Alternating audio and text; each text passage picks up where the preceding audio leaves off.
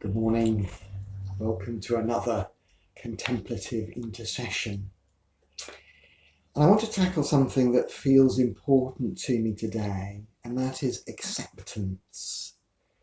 That a contemplative attitude puts acceptance at the heart of all things, and that changes the way we pray.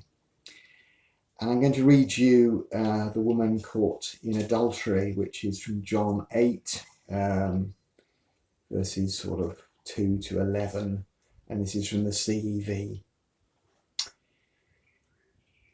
Early the next morning, Jesus went to the temple. The people came to him and he sat down and started teaching them. The Pharisees and the teacher of the law of Moses brought a woman who had been caught in bed with a man who wasn't her husband.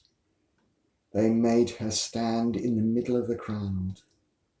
Then they said, "Teacher, this woman has been caught sleeping with a man who isn't her husband. The law of Moses teaches that a woman like this should be stoned to death. What do you say?" They asked Jesus this question because they wanted to test him and bring some charge against him.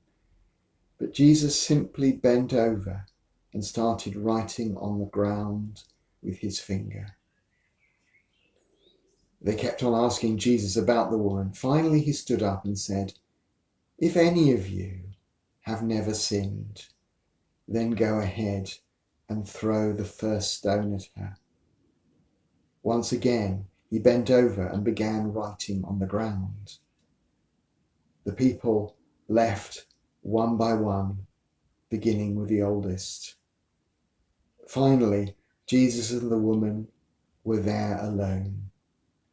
Jesus stood up and asked her, "Where is everyone? Isn't there anyone left to accuse you?" "No, sir," the woman answered.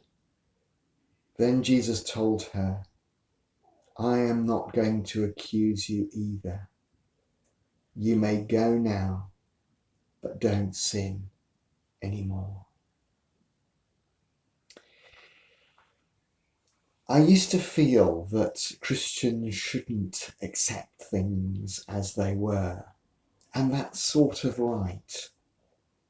I felt that I had a right to be sort of disapproving of things, and that was a good Christian attitude, to disapprove of things, attitudes around me.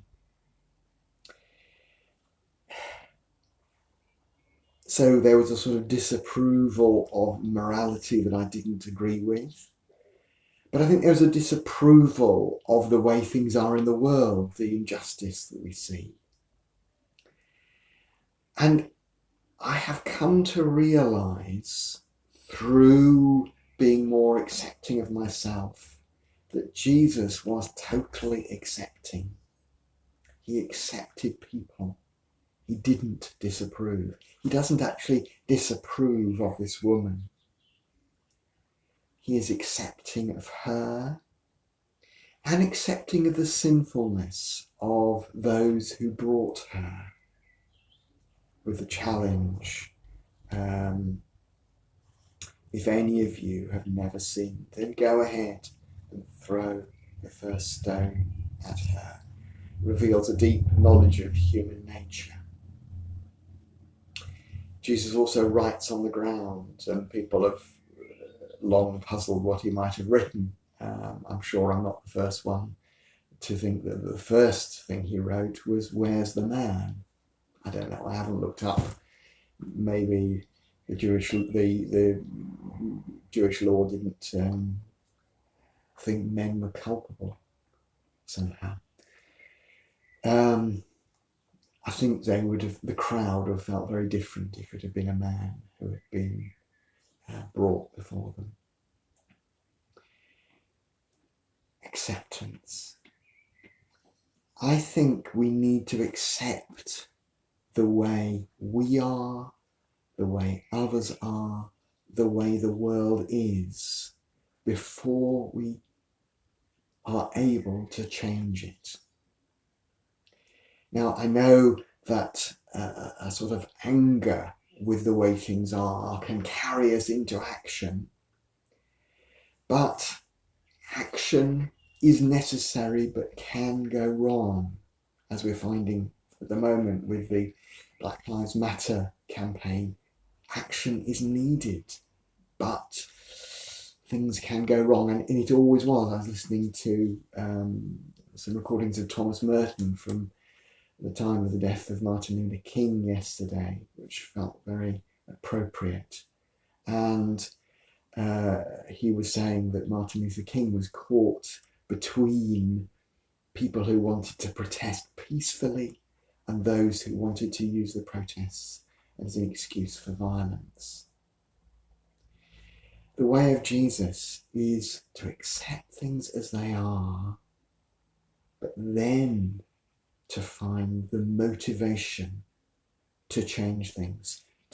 So we too need to deeply accept the way things are, but then connect with the Spirit of God to breathe life into our prayer so that we pray for things to be different, and that prayer leads into action. I've been very much influenced by Richard Rohr, and he set up years ago the Centre for Action and Contemplation, which is a couple of bungalows in a downtown area of Albuquerque, New Mexico. It's no great place, but it has hugely affected thousands of people. And his experience was of social activists being very angry, and it was anger that motivated them. And he wanted there to be, and this was an influence of Thomas Merton as well, contemplation should be at the heart to change our activism, not to prevent it, but to make it more effective, because it's less fueled by anger, more fueled by deep connection with God, who shares our anger with the world, the way the world is, but is not angry with the world. He accepts the world as it is and longs for us to engage in the process of changing and transforming our world. Not sure whether that makes sense, but I've suggested the word acceptance to pray with, to breathe with. I accept, acceptance, whatever it is, or however you might use that word, but just to root you in the acceptance of God, so that all that you do comes from that place of acceptance, and we can be more effective in changing the world for Jesus' sake. Amen.